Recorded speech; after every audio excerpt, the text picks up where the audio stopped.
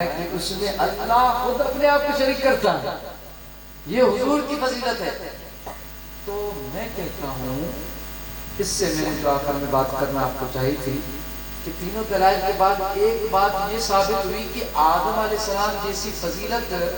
واقعی انبیاء میں بہت بڑی فضیلت، لیکن میرے محبوب کے برابر کوئی فضیلت نہیں ہے۔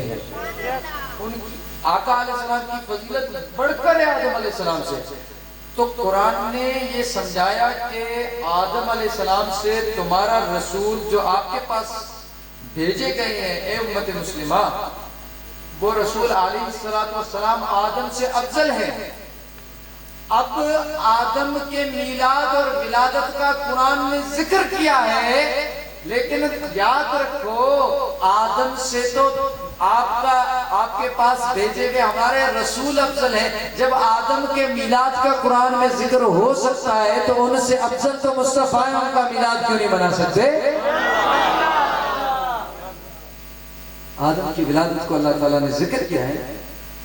تو اب کیا آدم علیہ السلام کو ہم نے تخلیق کیا، سارا کچھ وہ جو ہم سنتے ہی ہیں سارا قرآن سے، لیکن وہاں ہمیں یہ سمجھنا چاہیے کہ آدم علیہ السلام کی تو حضور کے سامنے کوئی فضیلت نہیں جتنی حضور کی فضیلت ہے۔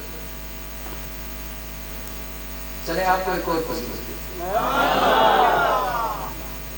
آج کل بہت نوجوان ان کو مانتے ہیں، سیدنا شیخ الاکبر،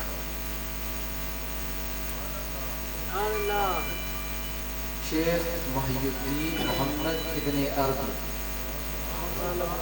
آپ لوگ بہت نوجوان مانتے ہیں، دیکھتے ہیں، ٹھیک ہے؟ تو شیخ اکبر کیا کہتے ہیں؟ الفتوحات المکیہ،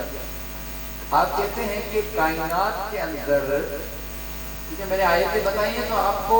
سمجھ آ گیا، اب میں نیچے آؤں تو آپ کو کوئی مسئلہ نہیں ہوگا کہ آیتوں سے آپ سمجھ گئے۔ شیخ اکبر کہتے ہیں کہ اس کائنات میں اللہ تبارک و تعالیٰ نے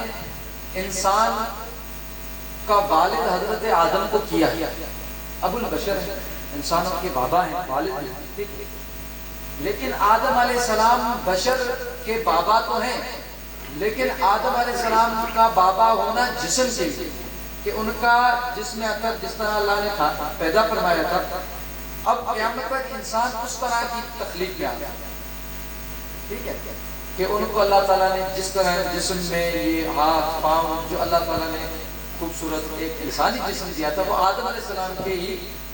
اللہ تبارک و تعالیٰ نے یعنی انسان کو اسی تشکیل پر آگے قیامت تک انسان بنا،